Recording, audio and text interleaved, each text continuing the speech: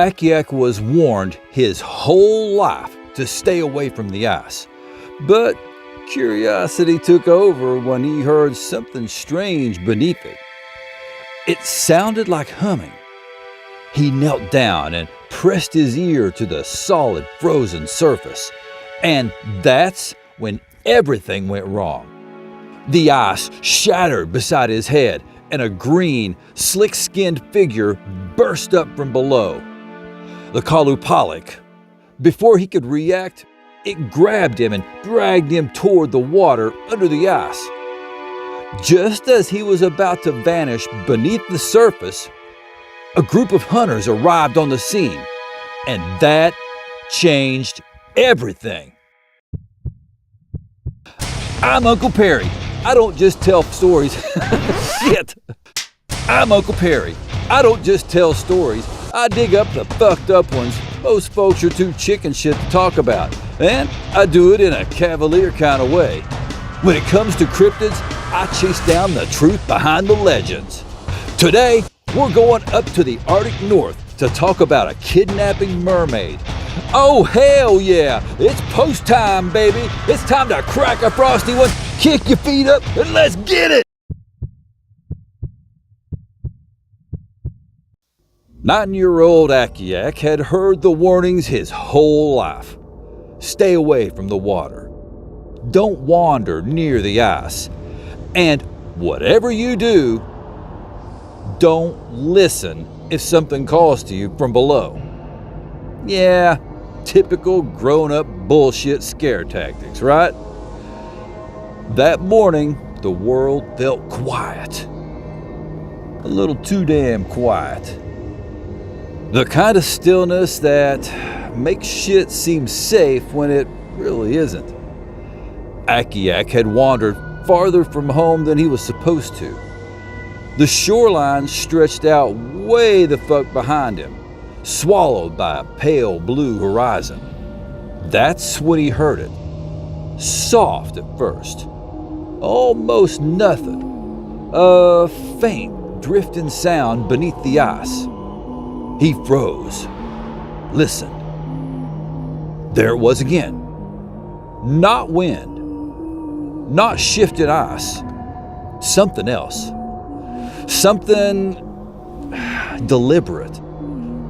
It almost sounded like humming. Akiak's chest tightened. His mother's voice echoed in his head, sharp and serious in a way she didn't use often. The kind of tone that sticks with you whether you want it to or not. If you hear something under the ice, you walk away. You don't look. You don't listen. For a second, he actually considered it, turning around, heading back. But sometimes, curiosity is a nagging bitch. Akiak stopped walking. The sound grew clearer, low, melodic. It was definitely a song slipping through the frozen surface. It didn't feel random. It felt like it was meant for him. He wanted to know more. Eyes wide, he swallowed hard, then slowly dropped to his knees. Akiak was momentarily petrified, remembering his mother's warning. Shortly after, wonder overcame his fear. He leaned down and pressed his ear to the ice, trying to figure out where the fuck it was coming from. Everything went silent.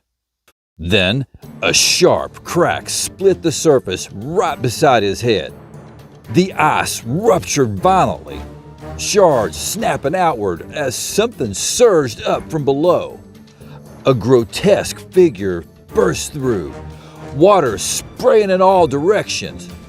Green, slick skin glistened in the dim light. Its eyes, dark, empty pools, locked onto him instantly. It was the Qalupalik, and it moved fast. Way too goddamn fast. Before Akiak could scream, before he could even process what the fuck he was looking at, the creature lunged forward and grabbed him. Its grip was ice cold, tight, and impossibly strong, dragging him across the ice like he didn't weigh shit. He kicked, clawed, screamed, and fought like hell. But it didn't matter. The beast never even reacted. With terrifying efficiency, it shoved the struggling boy into the oversized pouch of its amati, forcing him inside as if this was routine, like it had done this shit before, many times. Akiak's world turned dark, muffled. The sound of his own panic drowned out everything else as the creature turned back toward the cracked opening in the ice. It was about to take him under. In between his screams, he heard something. Voices, shouting, boots pounding across the ground. A group of adult hunters burst onto the scene, spears in hand, eyes locked on the creature. They had been searching, following tracks, and moving fast. They knew exactly what the hell they were looking at. They were fixing to fuck it up. The Qalupalik hesitated just for a second, but it was enough. These weren't children. These were men who understood the ice, the water, and the dickhead standing in front of them. The creature shifted, its movements suddenly uncertain. It let out a low, guttural sound. Frustration, maybe? And without warning, it released Akiak. The boy tumbled hard onto the frozen surface, gasping, shaking, barely able to move. The hunters quickly advanced. That was all it took. The Qalupalik slipped backward, fucked off into the dark water beneath the ice as quickly as it had appeared. The surface closed over it, leaving nothing but frozen, broken shards and silence. Akiak lay there, shaking uncontrollably, soaked and freezing, wide-eyed, staring at the spot where the creature had disappeared. The hunters hurried over to him, picked him up, racked him in the nuts. The hunters hurried over to him, picked him up, wrapped him in thick-ass furs, and got the fuck away from the edge. Back to safety. Back to warmth. Back to a world that suddenly felt a lot less simple. He survived, but he never forgot the crazy shit that he saw beneath that ice. And after that day, he never went Fuck me. And after that day, he never went near the water's edge again. Description, lore. The Qalupalik is a creature woven deeply into Inuit oral tradition, functioning as a chilling deterrent and a dark personification of Arctic danger. Essentially, the boogeyman of the Arctic seas. The earliest records aren't written accounts, but oral traditions passed through generations, later documented by European explorers, whalers, and ethnographers in the 18th and 19th centuries as they recorded indigenous beliefs and practices. It's described as a sea monster that claims the lives of children. Its origin story varies. Some say it was once a human who drowned and was transformed by cold sea spirits, while others present it as an ancient, monstrous being. Its only known weakness? They distance themselves from adults. A recurring claim is the sound it makes, soft humming or light tapping beneath the ice, a lure for children. This sound is used to teach children to avoid unfamiliar noises in the ice. It's fieldcraft in an environment where a moment of dicking around near the ice could be fatal. The Qalupalik appears near ice cracking your ass! The Qalupalik appears near ice cracks or holes, targeting kids who are alone on the ice. Captured victims are placed inside its amati, a traditional Inuit parka with a built-in baby carrier made from seal fur or caribou skin, transforming protective clothing into an instrument of abduction. It's also said to possess shape-shifting abilities, transforming into a seal or whale to move quickly through the water. Its motivations vary. One tradition claims it kills and consumes children. Another says it preserves itself by draining their life essence and innocence, maintaining eternal youth while the child suddenly ages. Like vampires.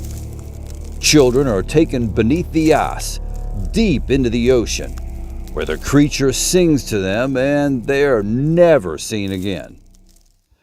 As to what this fucker looks like, the Qalupalik is universally described as a humanoid, typically female, with a grotesque, frightening appearance.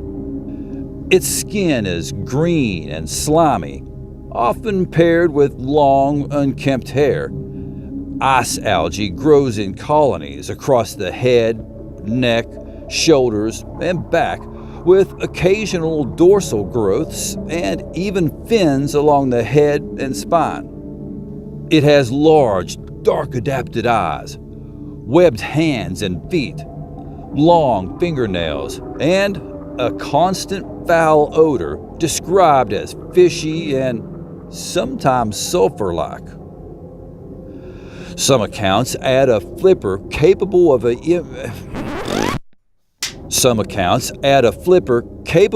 emitting a shrill sound that can paralyze you. It always wears an amati to carry captured children.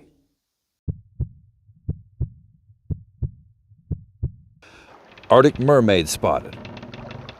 During Henry Hudson's search for the Northern Passage, his 1608 Arctic voyage produced one of the most fucked up logged encounters at sea. According to a 17th century expedition record, multiple crew members aboard his ship reported seeing what they described as a mermaid. No bullshit. It was written directly into the voyage documentation and later published by Samuel Purchas in 1625. The description was consistent across all of the witnesses. A figure with an upper body resembling a woman, pale skin, long dark hair, and a fish-like tail moving through the frigid waters. It stands as a recorded sighting from trained sailors navigating one of the harshest, least forgiving environments on Earth, where survival leaves very little room for the imagination. First recorded account. The earliest known written documentation of the Qalupalik appears in 1888 when Franz Boas recorded Inuit oral transitions. Yeah, the Inuit was transitioning.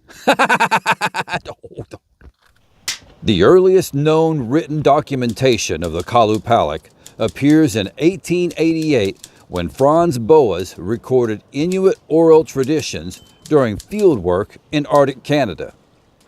His work was part of a broader effort to document indigenous cultures in their own context, rather than filtering them through European assumptions. Most importantly, Boas was not discovering the creature. He was transcribing stories already passed down for many generations within Inuit communities. These records form the earliest documented first-hand accounts of the monster. What about Knud Rasmussen? Knud Rasmussen came slightly later in the early 1900s through the 1920s, but he remains just as important in preserving Inuit oral tradition. He collected and published large volumes of Inuit folklore, including stories closely related to the Qalupalik. Unlike many early ethnographers, Rasmussen had a unique advantage. He was part Inuit and fluent in the language, which basically gave him backstage access to authentic storytelling traditions and, more importantly, cultural nuance. His major expeditions, especially the Thule expedition, played a key role in recording legends that might otherwise have been lost. While Boas documented early written accounts, Rasmussen greatly expanded on that and preserved the tradition in far greater detail. The Offering Tale. No bullshit, there are a few tales of children being willingly given to the Qalupalik. One story tells of a grandmother and her grandson struggling through a time of starvation.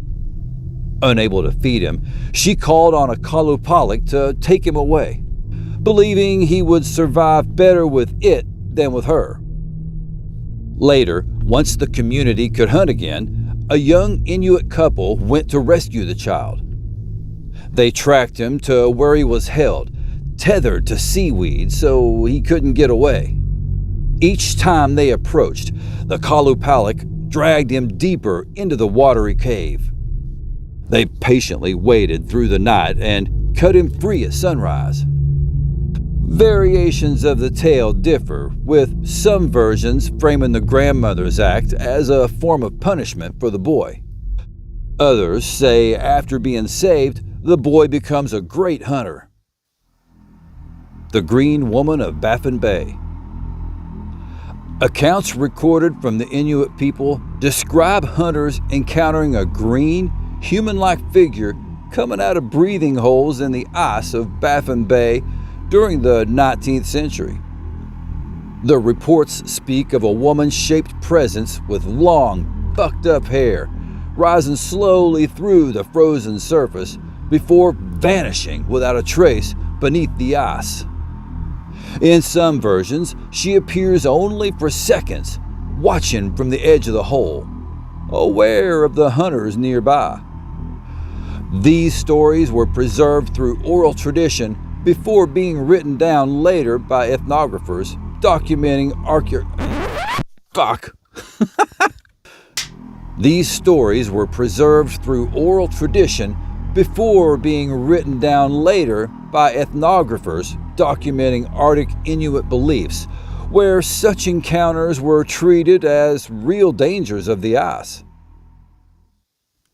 The Ice Cracks Sing. Along the Greenland coast in the 1920s, several elders spoke of repeated incidents where children vanished near cracks in the sea ice. These were places where the frozen surface split open with the tides, leaving dangerous gaps. In multiple accounts, a strange humming was heard coming from beneath the ice, moments before disappearances. After the sound faded, the children were gone without a trace, as if they were pulled straight through the frozen barrier into the dark water below. Against the flow. In the 1970s, along the northern coast of Quebec, a group of fishermen reported seeing a humanoid shape beneath the ice. The figure moved deliberately under the frozen surface in a way that defied the current. It wasn't drifting with the water or carried by the flow. Its movement was against the flow, controlled and intentional beneath the ice.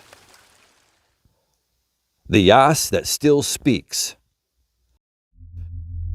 In the 2010s in Nunavut, modern retellings of the Qalupalik continue to persist within local oral tradition, though the meaning has shifted over time. What was once described strictly as a predatory being beneath the ice is now often reinterpreted as an environmental spirit connected to the changing Arctic landscape. Elders and storytellers describe it in relation to melting sea ice, shifting seasons, and disappearing seal populations. Even today, the stories haven't vanished. They've evolved. The Qalupalik is no longer just something lurking out under the ice, but something tied directly to the ice itself.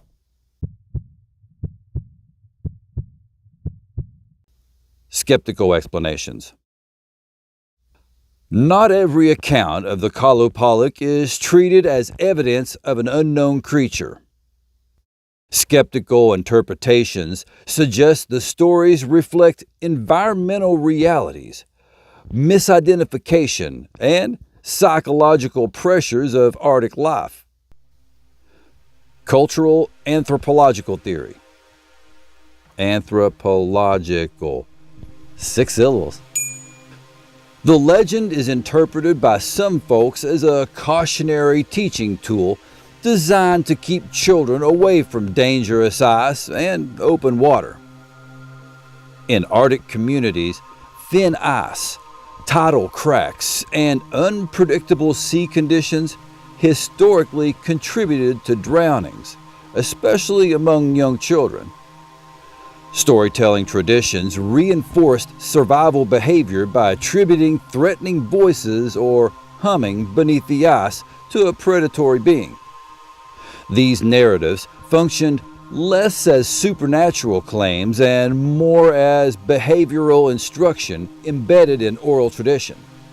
The Qalupalik figure, therefore, represents a culturally encoded warning system rather than a biological entity used repeatedly across generations to reduce risky behavior near unstable ice edges during the winter. Cryptozoological hypothesis. Reports of the Qalupalik are also explained as misidentifications of known Arctic wildlife observed under distorted ice and light conditions. Seals, walruses, and even floating carcasses can appear humanoid when seen through refracting ice sheets. Ew. Movement beneath the ice can further distort perception, making natural motion appear deliberate or human-like to some observers. Breathing holes and shifting ice edges often create shadows and movement illusions that can be misread as human figures. In extreme cold, fatigue, glare, and isolation can intensify these misperceptions, especially during long hunting or fishing expeditions. This creates conditions where ordinary animals are sometimes interpreted as unknown entities. Psychological interpretation.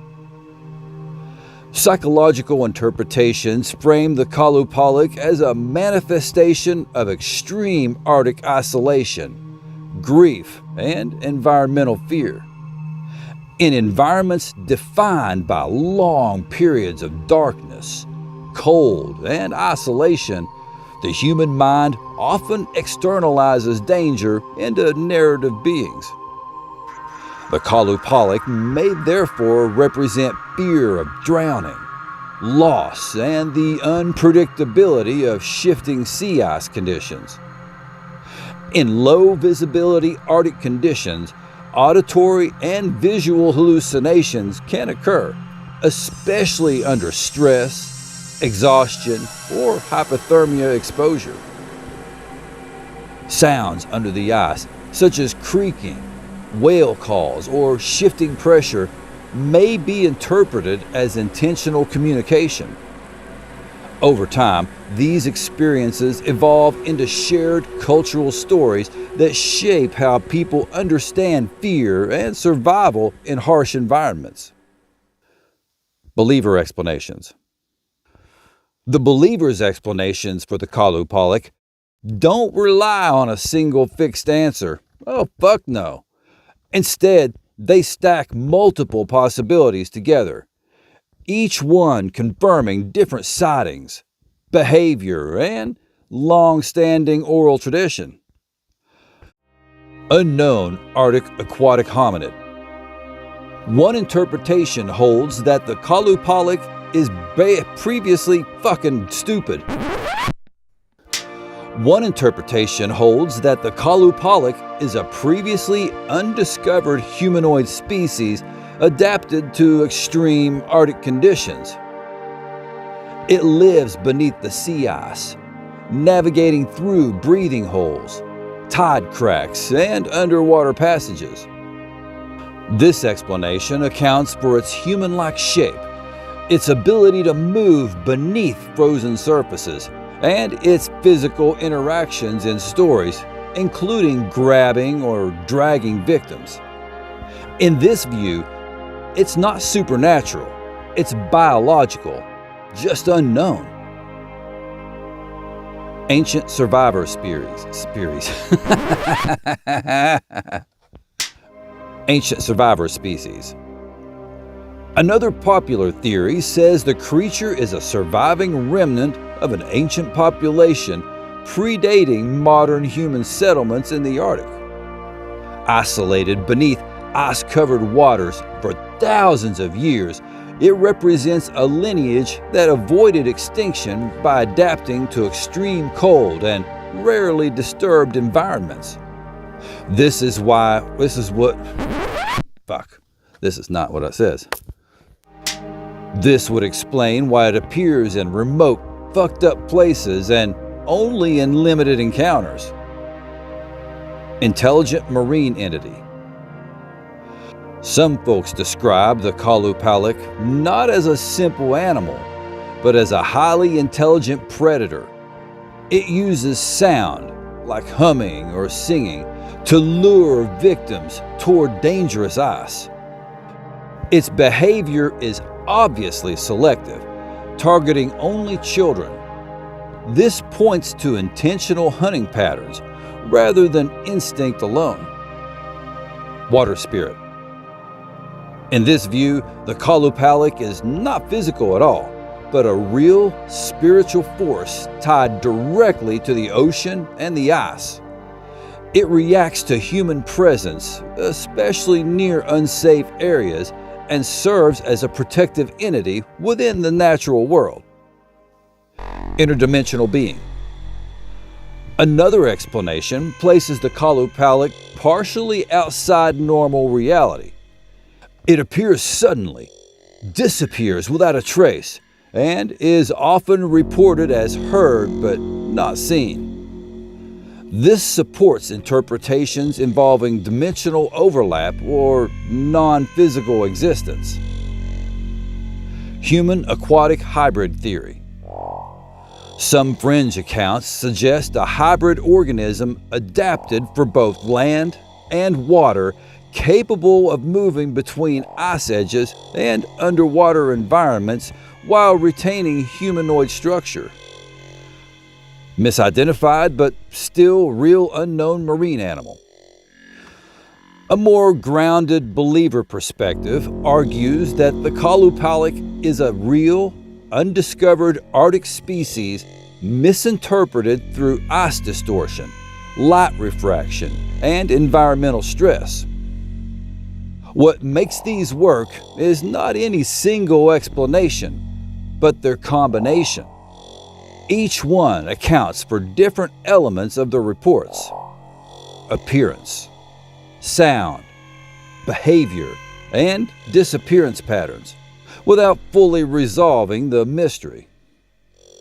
When layered together, they create a framework where no single dismissal feels complete. So instead of asking what it is outright, believers frame it as something broader, a presence in the ice that refuses to fit into a single category, shifting depending on which part of the encounter you focus on. So, what is it? A creature? A spirit? Something older? Something that learned how to survive under the ice?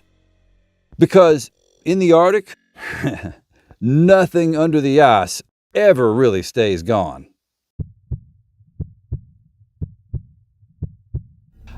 Out on the Arctic ice, stories don't really end. They just get passed down quieter each time. Hunters still talk about strange sounds under thin sheets of frozen ice, and children are still warned not to get too close to the cracks where the ocean breathes. Maybe it's just ice shifting. Maybe it's just animals moving in the dark. Or maybe it's something else entirely, watching from below, waiting for the moment someone forgets the rules. The older you get, the more you realize the Arctic doesn't give a shit what you believe. It only cares what you survive. And out there, under miles of frozen silence, there's always the same final question nobody can seem to answer. If nothing is supposed to be down there, then why do so many people still hear it calling? Do you like weird-ass monsters? Then tap that like button and subscribe. That way you won't miss out on more of my fucked up commentary. And besides, I really do appreciate it. Do you think the Qalupalik is real? Or it's just survival storytelling gone a little too far? Let me know down in the comments. And if you're ready to crank that shit all the way up to 11, that join button's got your name on it. For just $2.99, you could have my back in a huge fucking way. Until next time, y'all keep it real, keep it chill, and stay creepy! Catch you on the flip. Thank you so much for watching all the way to the end. You are the real beast.